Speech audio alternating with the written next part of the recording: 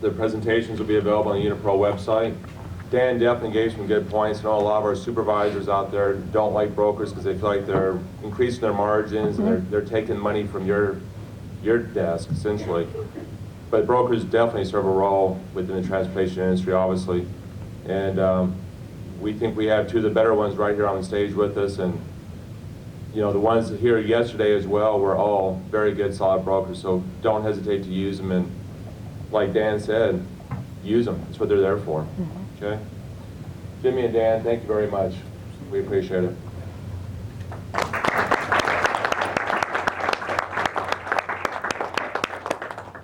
So our next speaker is Rachel Newberger, and I'm pretty excited because we don't have too many opportunities for professional speakers. Not putting pressure on you, Rachel. But I think we're in for a treat today. Rachel grew up in a small farm town in Kentucky.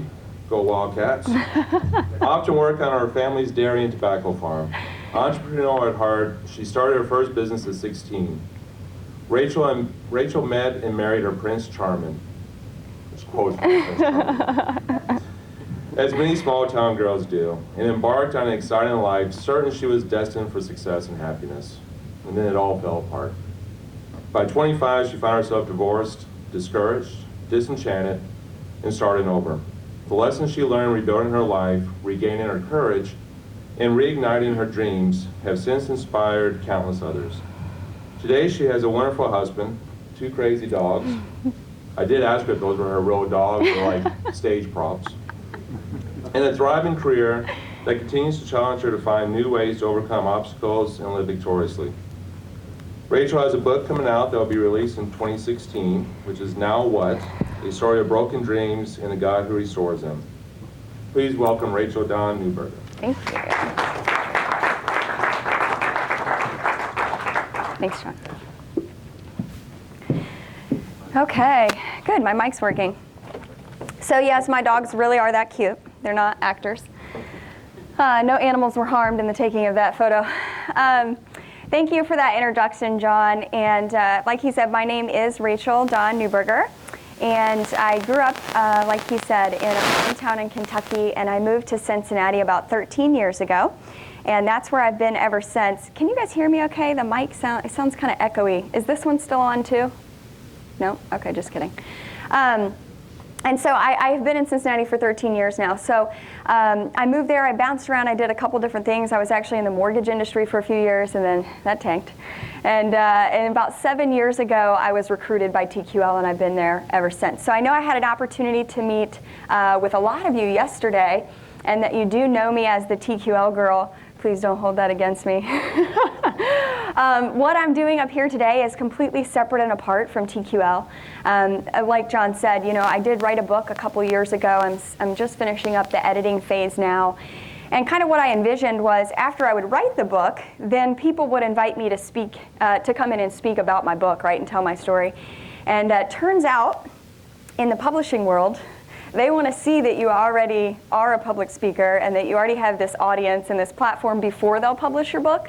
So things kind of happened in reverse for me, and so here I am today. This is something that I started doing separate and apart from TQL, but I really enjoy it. And so, like I said, I've been with TQL for 7 years. Actually, my husband and I met at TQL. He's originally from Columbus, but we both moved to Cincinnati and met there.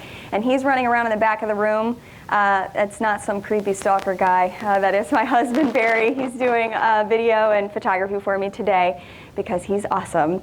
And so, so yeah, this is our crazy family. We don't have any kids yet. We just got married 2 years ago. And so these are our kids.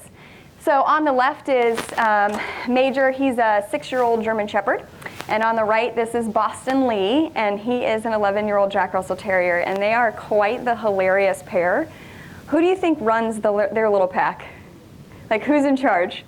Yeah, absolutely. Some of you guys have met a Jack Russell Terrier before. Because he's a tiny little Napoleon, and then the other one's just like his big dopey sidekick, and it's hilarious. But I can look around this room, and there are actually more women in here than I anticipated. Obviously, we are the minority in this industry, right?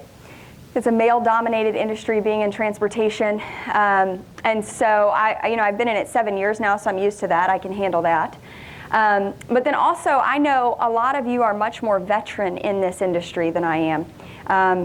There's a little bit of feedback. I have been in it for 7 years, like I said. I know some of you have been in it for 10 years or longer, and I'm sure some of you are even standing out there looking at me.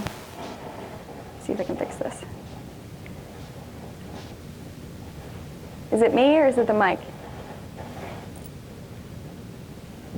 Sorry. What's a talk without a technical difficulty, right? There. Is that better?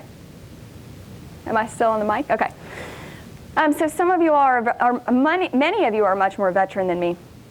And so you might be sitting out there thinking, that girl's young enough to be my daughter. Like, what the heck is she going to talk about that's going to relate to me or have any impact on me or anything like that? And because I have been in this industry, I've done what you've done and I've been where you've been. I tell this funny story in some of my meetings. When I first started at TQL, I was in the account manager role, like who you guys are talking to in our company. And so I took freight from my customers and I was responsible for getting trucks on it and then seeing it through to delivery. And I tell this funny story in some of my meetings. When I very first started, as you guys know who have been around for this long, in 2009 the market was very, very loose like it is now. It was a shipper's market. You could get trucks for pennies on the dollar. And then about a year and a half in, the market completely shifted, right? And it really, really tightened up and it just got crazy. There were times I would have to make 100 phone calls just to get one load covered. And so it got to this point where I was literally having nightmares. Like, I would wake up in the middle of the night having this nightmare that my customer had given me a load, that I had called out and tried to find trucks in our network and done all this work, and I literally could not get the load covered. And I was having to call my customer and say, I really can't do this. I cannot find a truck for this. And I would have nightmares about that. I would wake up in cold sweats, almost to the point of tears. And that's ridiculous. But you guys know how stressful it is. And so I've been there, I've done that, I get it. And I also understand that, being in your position in your companies, you don't get a lot of recognition. Really the only time that you're noticed is when something goes wrong, right? Nobody even knows the shipping manager's name until the truck doesn't show up, right? So I get that, And I can imagine after, a decade or more in an industry with that kind of being the case, that can become very discouraging over time. There are several movements going on in our country right now. There's hashtag Black Lives Matter and hashtag Blue Lives Matter, hashtag All Lives Matter. And I'm not here to get into any of that to condone or condemn or validate or discredit any of those movements. What I'm excited about talking about and championing is a movement that I'd like to start myself, and that is hashtag Your Life Matters. Has anybody told you that lately? Your life matters. Think back to when you were younger, when you were 6 and when you were 16, and even the first week at your new job. Didn't the possibilities and the opportunities just seem endless? Didn't it just seem like everything was great in front of you? But after a decade or more in the same company, in the same position, that can become daunting, right? It becomes difficult to see the idea of actually making a difference or making an impact seems out of reach. Back in the fall, I attended an entrepreneurship conference, and at that conference, the vice president of brand solutions at Google was there talking, and he mentioned this quote in his talk by Khalil Gibran: "Verily, the lust for comfort murders our passion and then walks grinningly into the funeral." And I'd like to suggest that monotony, routine, the same old, another day, another dollar, also murders our passion and walks grinningly into the funeral as well. Rick Warren says it this way: if you're alive, there is a purpose for your life. And I believe that every one of you in here was created on purpose for a purpose. You're not a mistake. You're not an accident. There's something that you are specifically designed to do. What you do matters. You have the ability to make a difference at your company, in this industry, in your community. What you do matters. It really does. And because what you do matters, you've got to be willing to do it well. You've got to be willing to do it better. You can't just show up and punch a clock and mail it in. You've got to show up and be intentional. So that's what we're going to talk about today. What I'm going to go over is 5 things that you can do to make sure that you're being intentional about making your life matter, right? So the first thing is 5 keys that we're going to go over. So the first thing that we're going to talk about, making your life matter, requires a PMA, a positive mental attitude. There have been thousands of books written on positive mental attitude, and hundreds of influential leaders over the last 100 or 200 years have had quite a bit to say about positive mental attitude. Thomas Jefferson says this: "Nothing can stop the man with the right mental attitude from achieving his goal, and nothing on earth can help the man with the wrong mental attitude." Right? Patricia Neal, an actress from the 1940s and 50s, says a strong positive mental attitude will create more miracles than any wonder drug. And isn't that true? Studies in interviews with doctors, they've said, as people come into their office, their symptoms are there, they're very real, but they can't find anything wrong with people. Upwards of like 60% of people that come into offices, their symptoms are very real, but there's nothing physically wrong with the people. It all has to do with what's in their mind, just the constant stress and worry and things that are in people's minds that are physically causing them to be sick. So having a positive mental attitude can literally change your physical condition as well. John Gordon says it this way, and John is a big John Gordon fan: being positive won't guarantee you'll succeed, but being negative will guarantee you won't, right? And then there's all sorts. Zig Ziglar says, it's your attitude, not your aptitude, that determines your altitude. We've probably all heard that one. Attitude, Winston Churchill says, is a little thing that makes a big difference. The ultimate source of our happiness is our mental attitude, says the Dalai Lama. Life is 10% what happens to you and 90% how you react to it, says Chuck Swindoll. And then I love this one by Dale Carnegie. It isn't what you have or who you are or where you are or even what you're doing that makes you happy or unhappy. It's what you think about.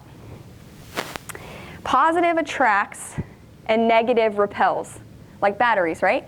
Positive attracts ideas, people, opportunities, and negative repels. I want to tell you a story. I call it a tale of 2 salesmen. So like I said, my husband and I, Barry and I, met at TQL. And we actually started about the same time. He started just a couple months after me. And but we had 2 completely different experiences in that, even though we started about the same time. See, I started, and then he started a few months later. He actually had a lot more success right out of the gate than I did. He did very, very well. His book of business grew very quickly. He got recognition for that. He was even recruited, drafted onto a new sales team they were starting because of the success that he had right out of the gate. And then he hit a wall, right?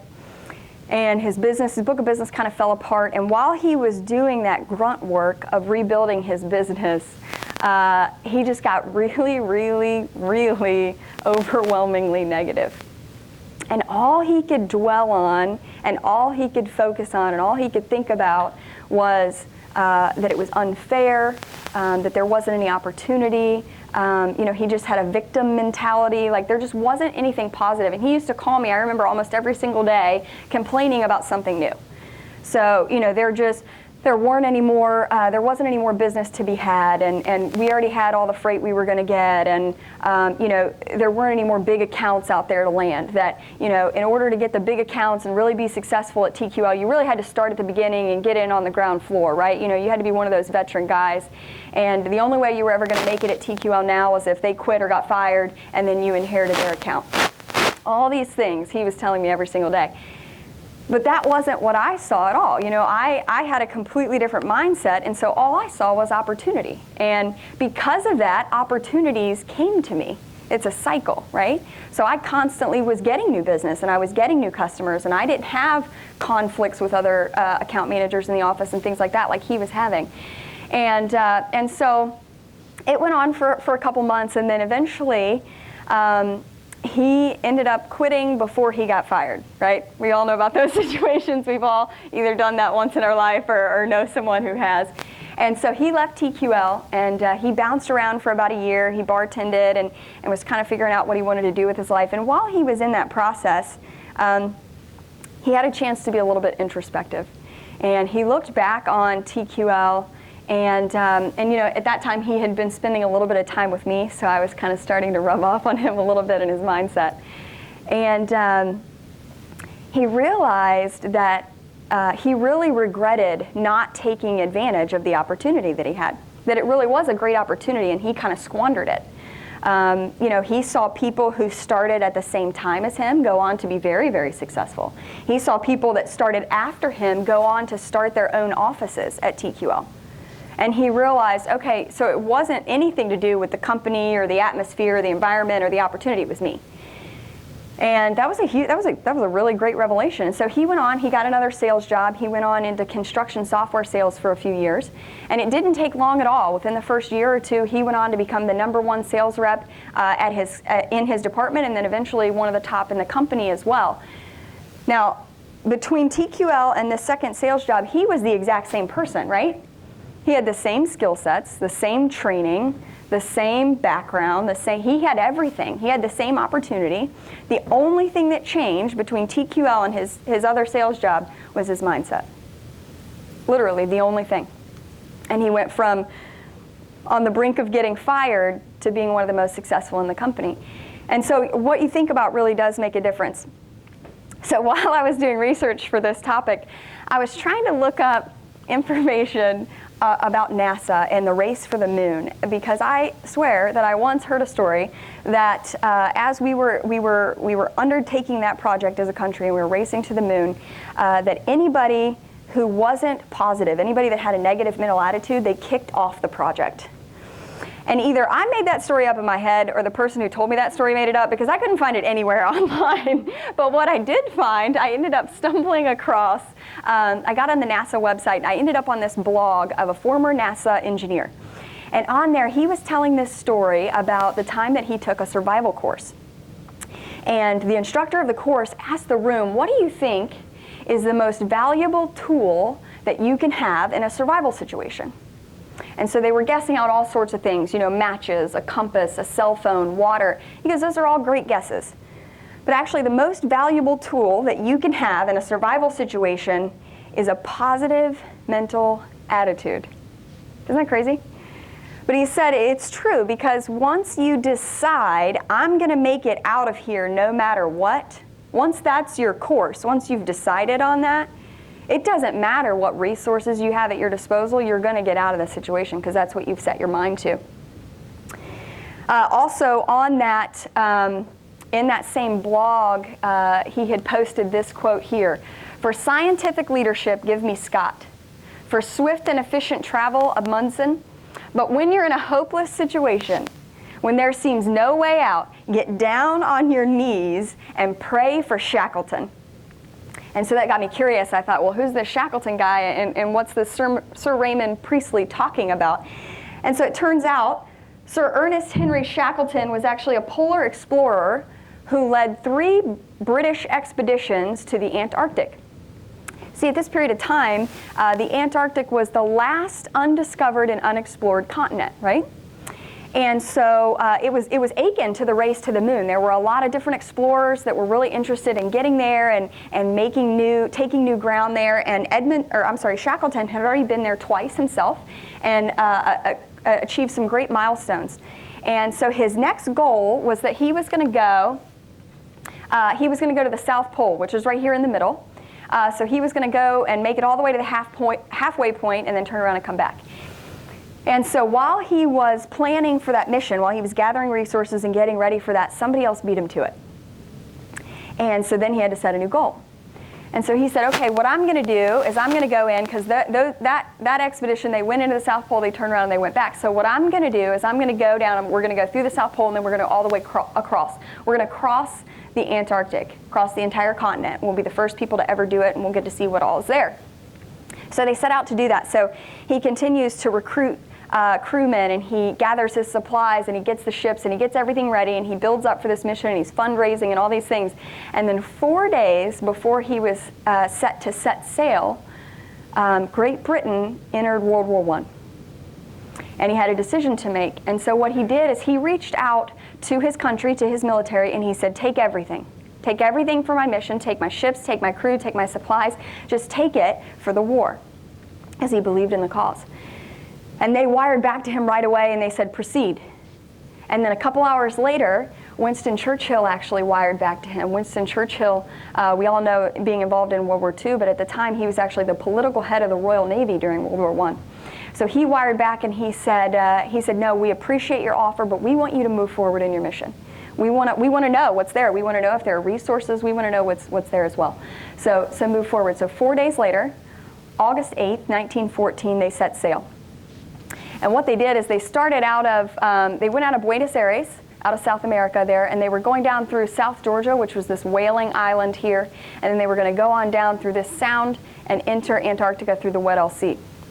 And what happened was, as they approached Antarctica, the ship actually ran aground. And then it got trapped in this mounting sea ice and eventually was overcome and sank. And so Shackleton and all his men now are shipwrecked, abandoned, alone, and without supplies on Antarctica for 2 years. 2 winters they survived in Antarctica, completely alone, without supplies, and eventually they actually crossed over 1,000 miles of land and pack ice and water. And at the very end, Shackleton and 2 of his men climbed up this uncharted mountain and down the other side to a rescue. And they did all of that in those 2 years without losing a single crewman. Not one. Every one of them made it back home. And when they got back home, they interviewed the crewmen and they said, how on earth did you do that? How did you survive? And every one of them attributed their survival to the attitude of the man they called the boss. So your attitude makes a big difference, right?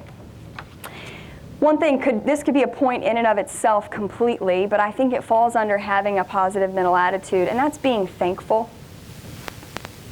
If you wake up every day and you think about the things that you're thankful for, despite what else is going on and what else is wrong, it's really hard to have a negative mental attitude, right? If you focus on those things. So that isn't one of our points, that's just bonus. You're welcome. But the second thing that it takes to make sure that you're making your life matter is taking ownership. You are somebody. Now, I'm not talking about you're somebody special, although you are. What I mean is when you walk past the coffee pot and you notice it's empty and you think, oh, somebody should fill that up. You are somebody. Or when you're walking through the office and you see trash on the floor and you say, somebody should pick that up. Somebody should do something about that. Hey, you are somebody. Or when you walk in the break room and it's just a mess and you think, man, somebody should really do something about that, or somebody else will take care of that. Guess what? You are somebody. I recently heard this story about a P&G vice president who resolved that he was going to be the person on his floor that would fill up the paper in the printer every day. That was going to be his job. And so every single time he walked past it, he was going to put paper in it. So for those of you who have worked in an office environment like this where you have a shared printer, you've all had this experience where you print something and then you get up from your desk and you walk over there and you go to the printer and it's not there. And you kind of sit there for a second and then you figure out, oh, it's out of paper. And it's the most frustrating thing on earth because you know good and well somebody else already knew it was out of paper and didn't do anything about it. And so he said, no, I'm going to make this my job and I'm going to do it. I mean, he was the vice president, right? He could have been like, that's certainly somebody else's job. That's beneath me. Somebody else needs to take care of that. But he decided to make it his job and take ownership. And so he did it for years. He resolved, every time he walked past that printer, he filled it with paper. That vice president had likely heard this quote by Jim Rohn. I used to say, I hope things will change. Then I learned the only way things are going to change for me is when I change. Right? This is your company. It's your industry. It's your life. And if you want to make it matter, you have to take ownership. Whatever that you see that needs to be changed, take ownership and make it happen. Make it your job. Taking ownership will require thinking creatively, which is our next topic here. And if I could put a subtitle on this, it would be thinking creatively versus this is the way things have always been done, right? So Rear Admiral Grace Hopper said this, the most dangerous phrase in the English language is, we've always done it this way, right? How many of you heard that at your company before? Yes, I know this is an industry that's very slow to change, right? We all know that. And so I'm sure this is kind of the mantra at some of your companies, and that's fine. But if you're going to take ownership, if you're going to make things matter, if you're going to make a difference, you've got to be willing to think creatively, to think outside the box. There's another quote. Einstein says it this way, we can't solve problems by using the same kind of thinking we used when we created them. I really like that one. When I was doing research for this, I also looked up the definition of creativity, and I thought it was different than what I thought, because when I think creativity, I think design or art or something like that. And what creativity is actually more simple than that. It's the ability to transcend traditional ideas, rules, patterns, relationships, or the like. The ability to make new things or think of new ideas, originality, progressiveness, or imagination. If you think of a better way to do something, to improve a process, to increase productivity or efficiency, etc., whatever the case may be, do it. If not you, then who? And who better than you? You're in the position in your company that you are for a reason. You're in the position that you can see what needs to be changed and do something about it. So I wanted to come up with some examples of people thinking creatively, and we've all seen these, like those life hacks, right? So I found life hack or creativity wins, right? These are life hack wins. So really great ideas, right? Using binder clips to hold your speakers on your desk or to hold your cords up. Using multiple colors of fingernail polish to color code your keys so you always know what goes to what. It's brilliant, right? Using rubber bands. So you can use a rubber band to unscrew stripped screws. You're welcome for that, by the way. That's awesome. And then, say you're carrying your groceries in and out of your door, and you know how the door always keeps shutting on you and you don't have enough hands. So you take a rubber band and put it over both handles and then put it over the lock part, and then you can just push the door open and close. That's so brilliant. And then why did it take us this long to think about this, right? You just glue a magnet on the bottom of your hammer and you never have to hold nails in your mouth ever again. So those are great creativity wins. And then I found some creativity fails. I'm just going to let you guys soak those in for a second. This is not actually that bad of an idea. But this is funny. This is definitely not street legal. This is definitely not okay. Not sure how that happens. And then here's the worst one. Here's the biggest fail of them all. All right, so they tell you this is a good idea to hide your emergency money, and this is helpful on vacation. Let me tell you why this is the worst idea ever. Because who has ever not lost every tube of chapstick you've ever had in your life? Right? It's a terrible idea. That's awful. And so thinking of creative ideas often elicits criticism, right? So everything from Post-it notes to airplanes and everything in between, automobiles, television, telephones, they were all thought impossible until they were invented, right? So I was popping around online and I found these quotes from experts and what they said about some of the biggest inventions over the last 100 years.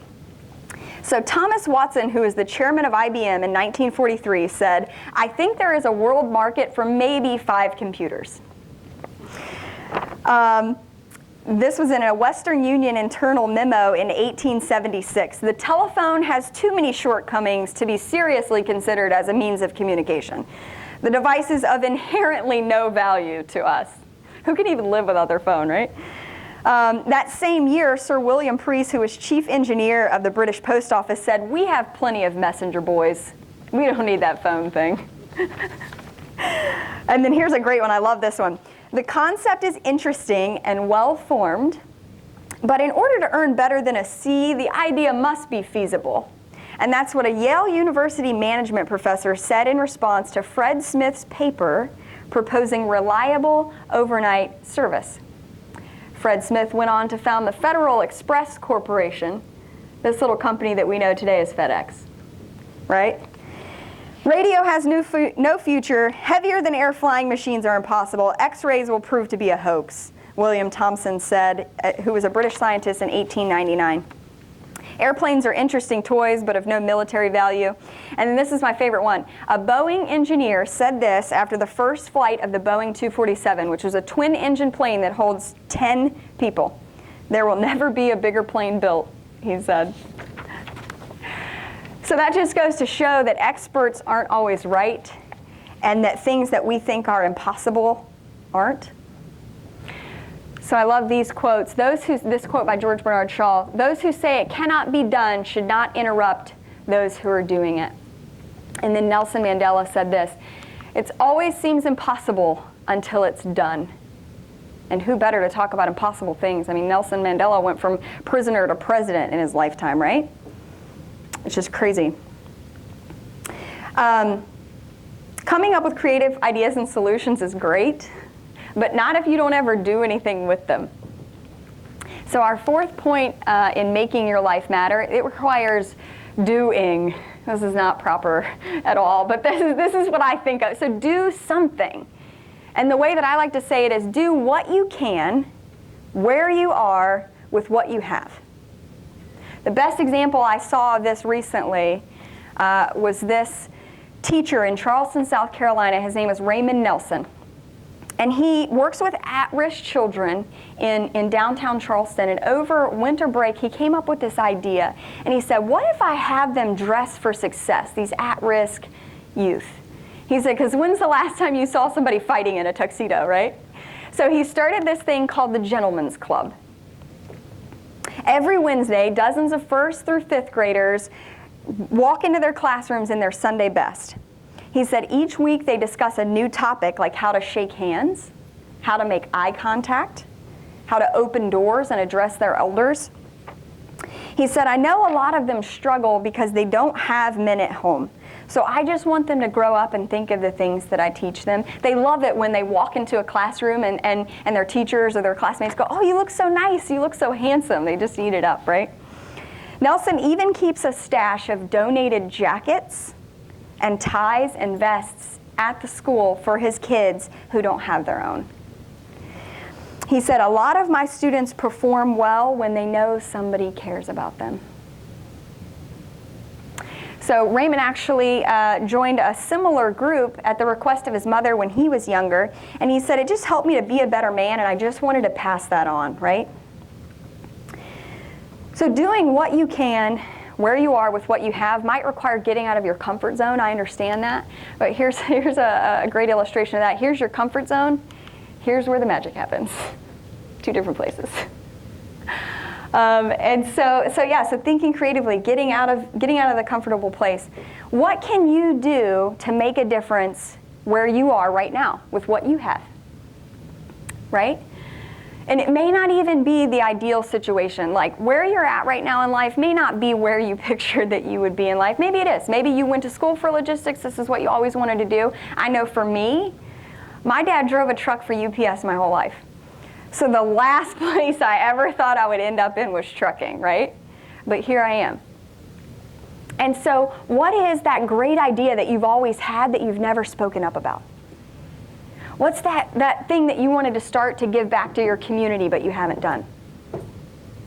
Who's that person that you've wanted to connect with because you know they just need something and you haven't done it yet? Get out of your comfort zone. And I know some of you are sitting out there saying, that's all great, Rachel, but what if I failed in the past? What if I've tried something like that and I failed? Or what if I've always been a failure? I'm glad you brought that up. Because that's actually what we're going to talk about. Our fifth and final point for making your life matter. It requires overcoming past failures. And we've all heard these quotes. Don't judge yourself by your past. You don't live there anymore.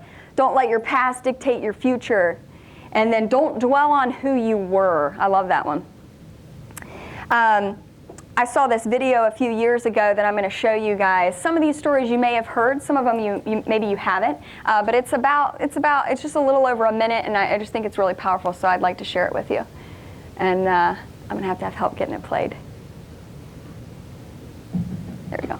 Just dismissed from drama school with a note that read, "Wasting her time, but she's too shy to put her best foot forward." Turned down by the Decca recording company, who said, "We don't like their sound, and guitar music is on the way out." A failed soldier, farmer, and real estate agent, 38 years old, he went to work for his father's hand. Here's far away. Okay. Turn this Cut from the high school basketball team, he went home, locked himself in his room, Got it. and cried. A teacher told him he was too stupid to learn anything, and he should go into a field where he might succeed by virtue of his pleasant personality.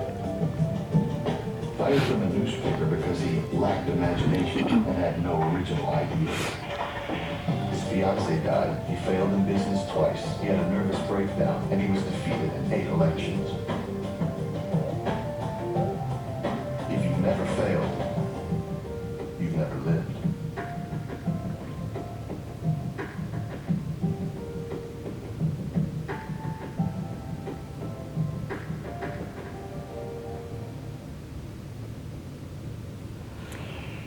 That Abraham Lincoln story just blows me away.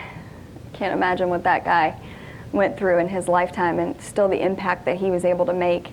When I watch that video, it reminds me of this proverb, "I wept because I had no shoes, and then I met a man who had no feet."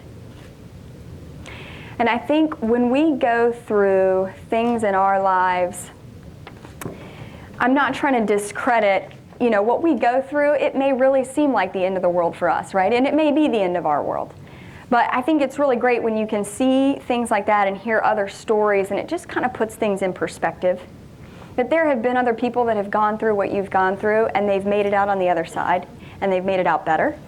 Or there's people who have gone through worse and still made it out okay. Now, you could plug me right into that video with the rest of them. My story could very well be in there. And I'd like to share a little bit about that with you today. My first dream, after, of course, Olympic swimmer and first woman president, I went on to finally understand or think that my first dream, what I thought I was supposed to do with my life, was that I was going to write books and speak and teach and train young girls, teenage girls, about saving themselves from marriage, about abstinence. That was something that I decided to do and became really passionate about while I was in high school. And so it was just something that I thought, okay, I can take these talents that that I have, and then I can use them for something good, right? And so that's what I thought I was going to do. And so I followed that plan, and I got married young. I got married at 21, and then by 25, I found myself divorced, like he was talking about. And so then I'm going, well, who the hell's going to listen to me now? And who would want to follow that plan? Because I did that, and that did not work out for me. And I don't even know if I believe in that anymore. So what am I supposed to do now, I just felt like such a failure, and I felt tainted, and I felt like damaged goods. So I just felt like, I had kind of ruined or missed my opportunity, and that I would just have to, settle for whatever else I could get or do in life from then on out, that I wasn't going to be able to be used anymore, for anything good. And I know that, my story of divorce isn't going to relate to all of you in here. I do know that the divorce rate is higher than 50%, though, so that statistically speaking, half of you in here have been through divorce or are going through divorce currently, so you'll relate. But I know that 100% of you have been through something in your life. What I call your now what moment, where you have, whether it's a divorce or an illness or the loss of a loved one or failing out of college or getting fired from a job or bankruptcy. I don't know what it is for you. Maybe you started a business and it fell apart. But you've been through something in your life where it's just shattered all your dreams and taken this picture of what you had for what your life was going to be like, and it just doesn't exist anymore, right? What I call, so when I got to that point, I literally cried out, now what? Now what, God? What am I supposed to do with my life? And I really didn't know. And so let me tell you, if you're in that place where you feel like you just can't be used anymore, where your life can't make an impact, where you don't matter, let me tell you how not true that is. Because here I am today, standing in front of you, not speaking to teenage girls, obviously, but I'm speaking to you. So how did I get from that place to here where I am today? There's a lot of stuff in the middle that this is not the time or place to go into. Something really, really crazy happened where God met me in that place and He pulled me out of there and He pulled me back up and He taught me all these lessons and He helped me on down the road. But I remember one of the biggest turning points for me is I was at this party. A friend of mine, his daughter was really big into martial arts, and she had just gotten her black belt. And so they were having this party to celebrate that achievement for her. And I was there, and man, I did not want to be at that party. I just felt like such the bad apple, you know? Again, like I was just tainted, like I was such a failure. And I had gotten to a place where I just thought honestly, it was better for everyone else if I just wasn't around. See, the line of thinking goes, my marriage failed, therefore I failed, therefore I am a failure. And so that's where I was at. And I was at that party, and I remember a friend of mine, he pulled me aside, he pulled me in the corner, and he looked at me and he said, "Hey, how are you doing?" He knew what was going on, but I didn't know if he knew. You don't really go public with those things, right?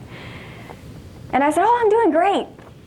And he saw right through my false positive answer, and he looked me right in the eye and he said, "I just remember when I went through my divorce, I just remember feeling like a failure." And up till that point, I hadn't been able to talk about that with anyone. That was the one word that was resonating in my mind above all else, but I didn't even understand it. It didn't even make sense to me, like unwanted or unloved. All those things would make sense, but failure, like it didn't even make sense. But so the environment that I grew up in this really, strict, conservative, religious environment. So divorce was very, very taboo. It didn't happen, and if it did, you sure didn't talk about it. You just kind of swept it under the rug and went on and acted like it didn't happen. And so there wasn't anybody that I was able to talk about any of this. I was very secluded and isolated. And so when he looked at me and he said that to me, and he said, "I just remember feeling like a failure." And tears welled up in my eyes, and I could hardly even speak, and I just nodded my head. Yes, that's exactly what I feel. And that was the first time since all this had happened that I didn't feel alone. And I felt just the smallest glimmer of hope. Because I could look at him and I could see that he was happily remarried, his life and his wife were wonderful. And so I thought, well, maybe I can have that too. Maybe it's not all over for me, right? And so there also was just a little spark that got lit in me that day of, well, maybe if I talk to other people about what I went through, I could help other people not feel so alone. And not feel so weird or crazy or all of these other thoughts that were going through my head. And so maybe, just maybe, I'll be able to take this really, really shitty situation that I'm going through and be able to use it for good. Maybe it won't be all for naught, right? And so I started to walk down this journey, and so I started, sitting down and having coffee with people and having lunch with people and reaching out to people like on Facebook that I would see. We all know the telltale signs of somebody's going through divorce on Facebook, right? And so like when I would see those things happening, I would reach out to those people. And like I said, I would sit down and have cups of coffee, and I would let people tell me their story and what they were going through, and then I would tell them about what I had been through, and I would tell them my story. And I started to see that people's lives were changing. Like there are marriages still together today because I sat down and had a conversation with them and allowed myself to be vulnerable with them. And I told them what I had been through and the things that I felt. And so, okay, this can really work. And so this dream, kind of a second dream was sparked in me, and I thought, okay, well, so this is what I'm supposed to do. So I'll be able to maybe write and speak to mid-20s divorcees. I'll be able to help, other mid-20s that have been through divorces, and I'll be able to make an impact that way. And so there was another big turning point for me. I was at this summer camp, It was the camp that I grew up going to every summer as I was growing up, and I had an opportunity to go back there and volunteer. And so the first year I went back and volunteered, it was the last night of camp, and I was sitting around in the dorm with 6 or 7, 8, 10, how many ever of the girls all around me. And they were each going around and they were telling their stories. And so this one girl starts talking about how her parents got divorced and she just felt so alone because none of her other friends' parents were divorced, and so she was just kind of in this by herself. And then there was another girl who, she tells her story of how her best friend had committed suicide that past year, and she was having to deal with that. And then there was a third girl that talked about, her mom was a single mom and she had a younger sister. Her mom had to work like 3 jobs, so she had to raise her 3-year-old little sister, and she didn't get to have a childhood. And they're telling me their stories, and it rocked me, guys. Like, sitting there listening to the things that these 15, 16, 17-year-old kids have to go through. Like, I didn't even know how to absorb it all. And so I'm sitting there and my head is just swimming in all this information. And then I open my mouth, and the next thing that comes out, I don't even know why to this day, but I open my mouth and the next thing that comes out is I tell them my story.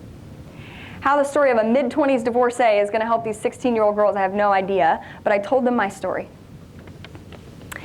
And after I was all done, I just kind of sat there and I'm like, well, there that is. I don't know why I even did that. And then this one girl looks at me, this beautiful blonde girl, she looks me right in the eye and she goes, everything you just said in the last 10 minutes is exactly what I came to camp for. She said, that's what the whole week was about for me. That's exactly what I came to hear. And so I walked out of that room that night and laughing, and I was like, okay, I get it. Like, it's not just about mid-20s divorcees, right? Okay, like, I will keep telling my story. I'll just keep talking about it. And hopefully it'll help people. And so I continued down this journey, and I started writing my book, and I started doing different things. And then every year I put a quote on the front of my planner. I'm old school. I still have a paper planner, and it's highlight color-coded, and it's awesome. And so a couple years ago, this is the quote that I picked. Your life has purpose. Your story is important. Your dreams count. Your voice matters. You were born to make an impact, right? And when I put that on the front of my calendar, I did not believe a single one of those things was true. And I put that on there because I needed to be reminded of those things as often as every single day. And so what I want to tell you today, what I want you guys to leave out of here and know, is that your life has purpose. Your story is important. Your dreams count. Your voice matters. You were born to make an impact. Your life matters. So to recap the 5 points that we went over today, because when you go to public speaking school, that's what they tell you. You have to recap what we talked about. So the 5 points that we talked about, making your life matter requires a PMA, taking ownership, thinking creatively, doing something, and overcoming past failures. It's been an honor sharing with you today. I really appreciate the opportunity, and I hope that I shared something that you can take out of here and take back to your offices and really start being intentional about making your life matter and thinking about what you're doing, and start thinking creatively about other things that you can do. I would love to connect with you after today. You can reach out to me at racheldonwrites@gmail.com. You can go to my website, racheldonwrites.com, or I'm on all social media, but Facebook is where I am the most. I would love to connect with you. I'd love to hear from you. I'd love to hear your story. Facebook.com/racheldonwrites. Thanks.